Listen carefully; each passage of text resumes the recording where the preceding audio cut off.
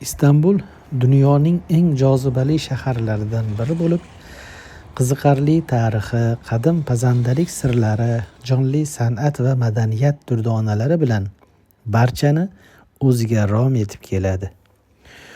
U Turkiyaning eng mashhur metropolisi sifatida, hatto vaqti tig'iz bo'lganlar uchun ham cheksiz imkoniyatlarni taqdim etadi. Shahar markazida ochiq osmon ostidagi muzey, tarixiy yarim orol. Tarixiy yarim orol ham tarix, ham arxitektura ixlosmandlari uchun ochiq osmon ostidagi muzeyga o'xshaydi. Ushbu ochiq osmon ostidagi muzeyning diqqatga sazovor joylari orasida ulug'vor va ta'riflab bo'lmaydigan darajada go'zal Ayo Sofiya, Istanbulning tarixiy yuragi hisoblangan hayratlanarli Sulton Ahmad masjidi yoki Moviy masjid va 10-12 metr chuqurlikda joylashgan, bugungi kungacha saqlanib qolgan qadimiy yer osti suv ombori, Bazilika sardobasi, shuningdek Usmonli sultonlari yashagan Topkapı saroyi va uning bog'idagi Istanbul arxeologiya muzeyi mavjud.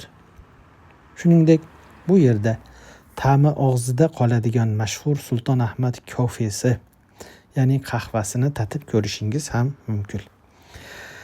Asrlar davomida xarid terapiyasini taqdim etib kelayotgan Kapalı Çarşı hamisha ko'zni qamashtiruvchi gilamlari, keramika va koshinlari, zargarlik buyumlari va boshqa noyob xazinalari bilan ziyoratchilarning qalbidan joy olishga ulgurgan. Shaharni tramvayda kashf qilishga nima yetsin? Eminönü tumanidagi rang-barang va shirin iforli Misr bozoriga tramvay bilan borish anchayin qulaydir. U yerga avtomashinada borsangiz, mashinangizni qo'yishga joy topolmasdan ancha qiynalishingiz aniq. Xuddi bizdek. Istanbul Michelin yulduzi restoranlariga boydir. Istanbulning noyob gastronomiya sahnasini dunyoga tanitishda o'z an'analari bilan faxrlanadigan innovatsion va jasur oshpazlarini o'rni beqiyosdir. Turkiyaning birinchi va dunyodagi ikkinchi eng qadimgi yer osti temir yo'l tizimi bo'lgan tarixiy tunnel Karakoyni Istiqlol ko'chasi bilan bog'laydi.